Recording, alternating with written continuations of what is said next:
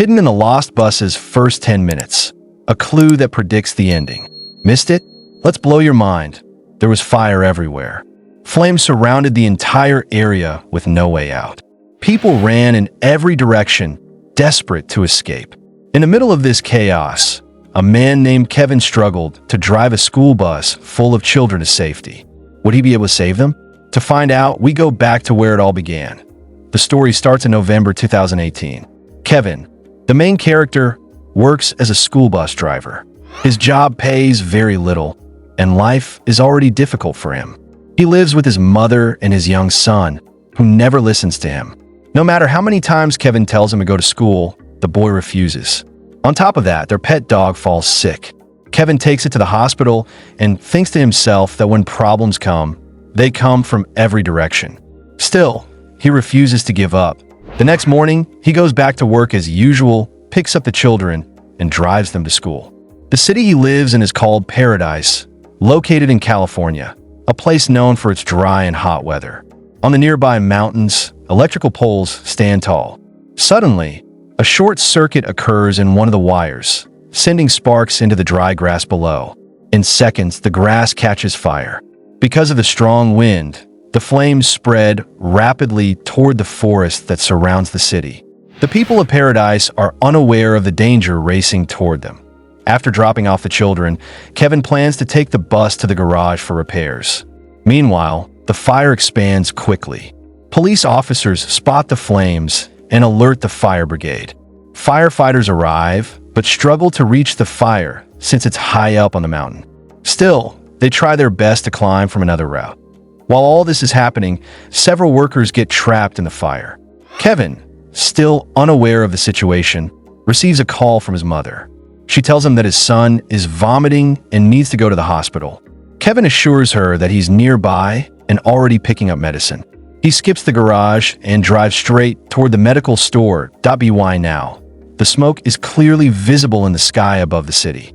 Authorities realize that the wind is blowing toward them and that the fire will soon reach the residential area. Police gather to discuss how the fire started. Wildfires are common in American forests, but this one spread alarmingly fast. They soon discover that power lines were still active when the sparks flew.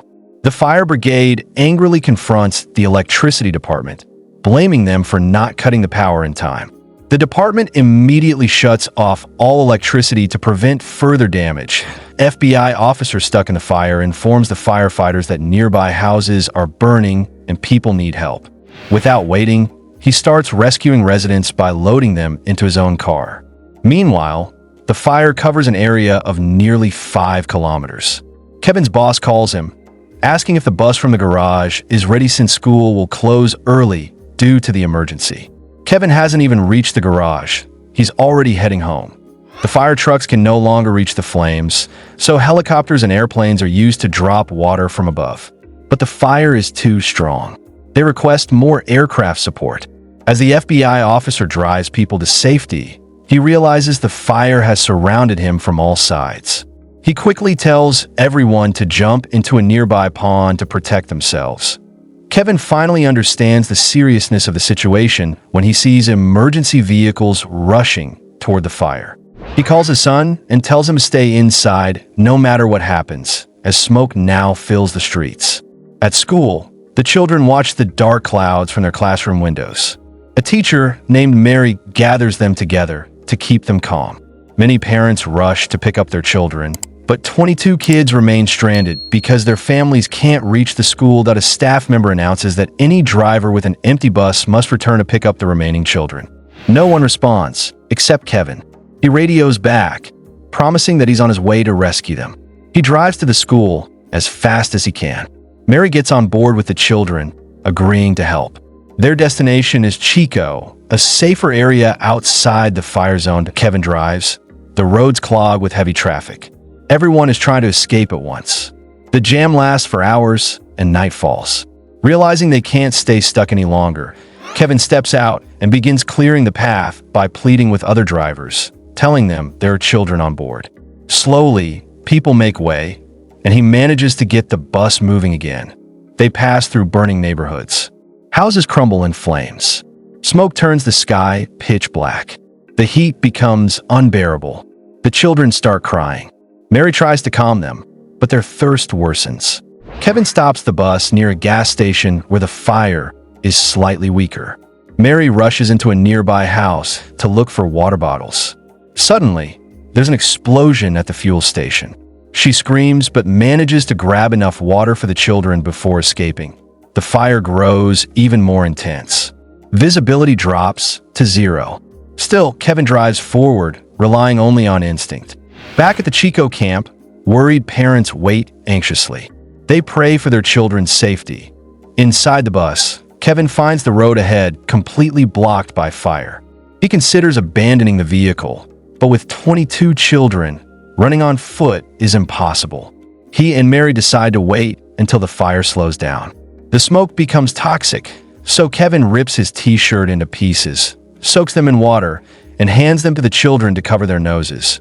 Meanwhile, fire officials admit that the blaze is beyond control. They stop trying to extinguish it and focus solely on rescue operations. The media broadcast their statement, assuring everyone that every trapped person will be saved. Inside the bus, Kevin and Mary share their fears, thinking it may be their final night. But then, Kevin notices a slight decrease in flames. He makes one last attempt. At first, the engine refuses to start. He keeps trying until the bus finally roars to life. With sheer courage, he drives straight through the fire. Burning trees fall dangerously close, but somehow the bus pushes through. At last, they emerge from the flames and reach safety. When the bus arrives at the Chico camp, parents burst into tears of relief. They thank Kevin and Mary for risking their lives to protect the children.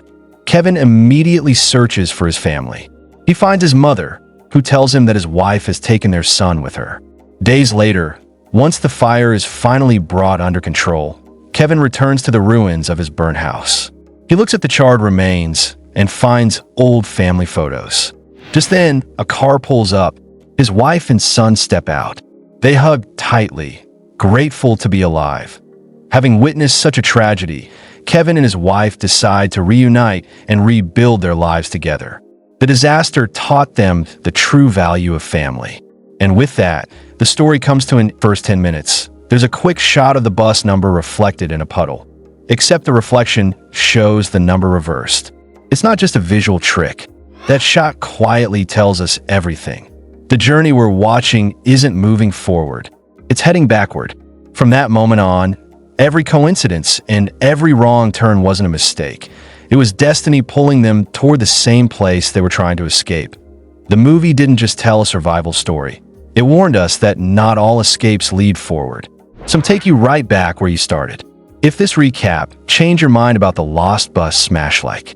If it didn't, fight me in the comments. Be subscribed to enjoy more movies. Our next one might ruin your childhood.